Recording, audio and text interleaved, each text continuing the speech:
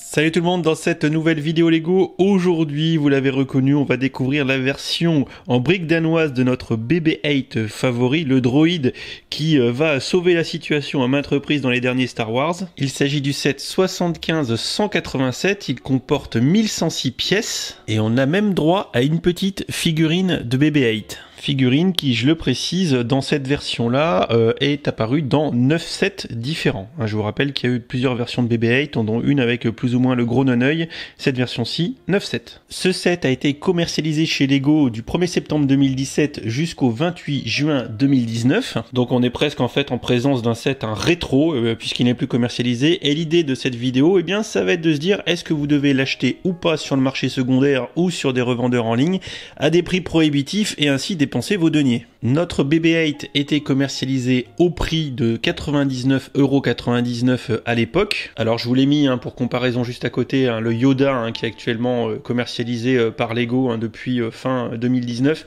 Lui est commercialisé de l'ordre de 109,99€ sur le shop Lego, mais bon bien sûr c'est parce qu'il a un sabre laser, on est d'accord. D'ailleurs les mettre tous les deux côte à côte, ça vous permet de vous rendre compte un petit peu de l'échelle qui se ressemble un peu. Je vous avoue que j'ai pas regardé dans les films si Yoda, enfin plutôt si BB-8 est de la taille à peu près de Yoda ou pas, mais dans les faits, en brick build, les deux sont à peu près de la même échelle, et ça vous fait quand même de la belle construction de plaquage de briques. Parce que oui, pour vous décider un petit peu à acheter ou pas ce modèle du BB-8, c'est que comme le Yoda, enfin c'est peut-être que Yoda en est un héritier, puisque vraiment ce BB-8 ça a été un peu l'une des premières grosses figurines de droïdes comme ça, à cette échelle-là, avec les techniques de plaquage tels qu'on peut les voir. En fait, on va venir finalement fabriquer un cadre et plaquer des morceaux de chaque côté à chaque fois. Comme vous pouvez le constater là, on va plaquer une espèce de bout de sphère qui va jusqu'à ce que ça s'arrête ici là, à ce plan de joint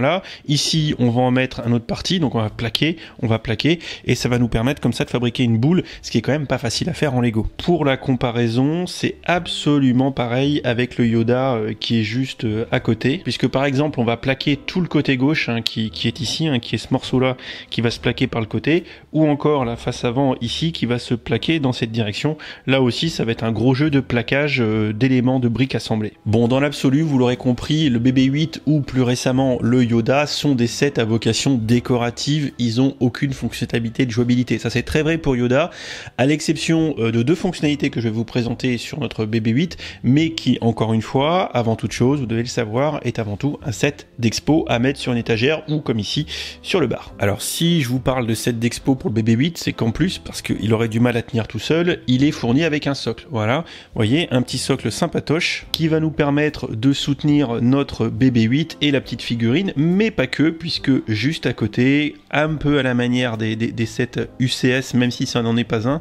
on a la petite plaque présentoir de présentation du set. On peut lire quelques informations à propos de notre droïde, enfin de notre astromech avec différentes fonctions comme navigation, réparation.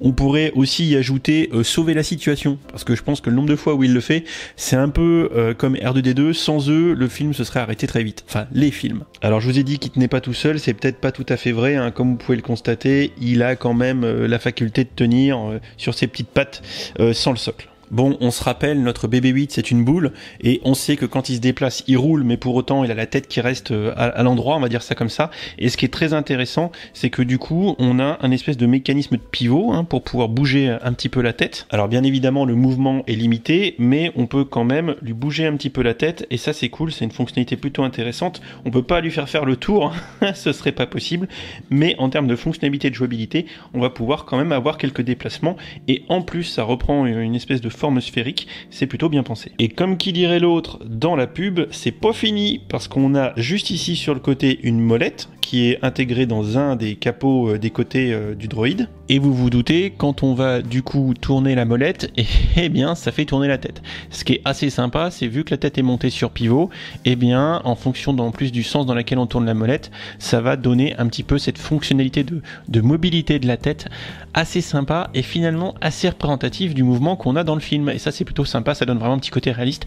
Le mécanisme est quand même vachement bien trouvé. Perso, je sais pas ce que vous en pensez, mais moi je kiffe. Franchement, c'est l'une des fonctionnalités que je trouve vachement cool.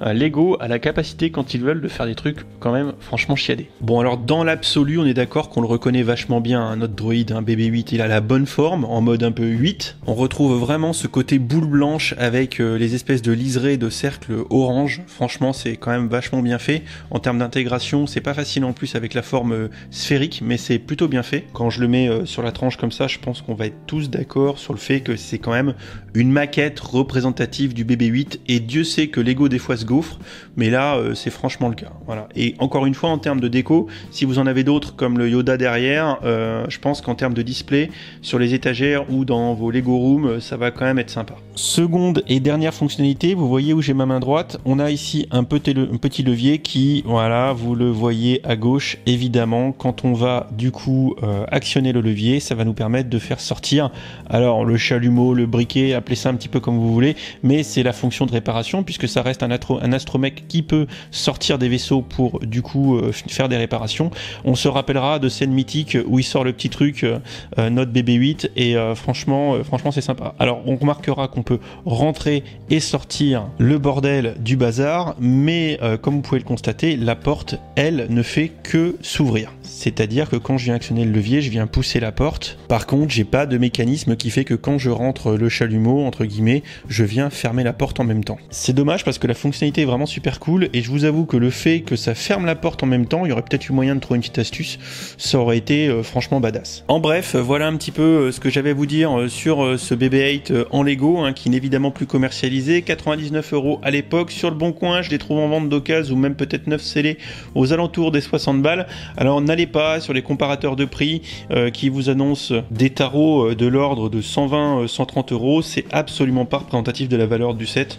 Il s'est trouvé pas mal en ristourne celui-là, donc cherchez plutôt sur le marché secondaire type Le Bon Coin ou même sur Bricklink, vous devriez le trouver, je pense, encore maintenant, moins cher que son prix de vente chez Lego à la grande époque, et c'est mon conseil. J'espère que cette petite vidéo sans prétention vous aura plu, que ça vous aura fait découvrir ce BB-8. La review du Yoda est également disponible sur la chaîne.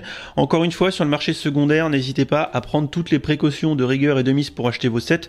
Ne vous précipitez pas, comparez, prenez votre temps, ça vous évitera les écueils. J'espère que ce petit BB-8 Star Wars vous plaît autant que moi. Franchement, moi je le trouve trop mignon avec cette petite tête trop mignonne et trop bien faite qui bouge.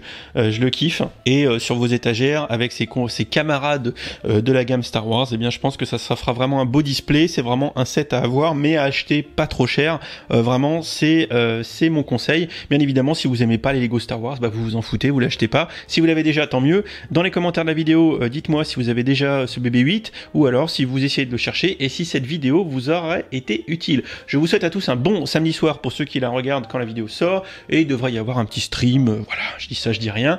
Je vous fais plein de bisous et je vous dis à très vite pour des prochaines vidéos. Salut, salut! Et si t'as aimé cette vidéo, n'hésite pas à aller regarder mes autres contenus. Tu as ici 2 liens vers d'autres vidéos ou playlists. Fais-toi plaisir si tu aimes les Lego. Allez, ciao, ciao!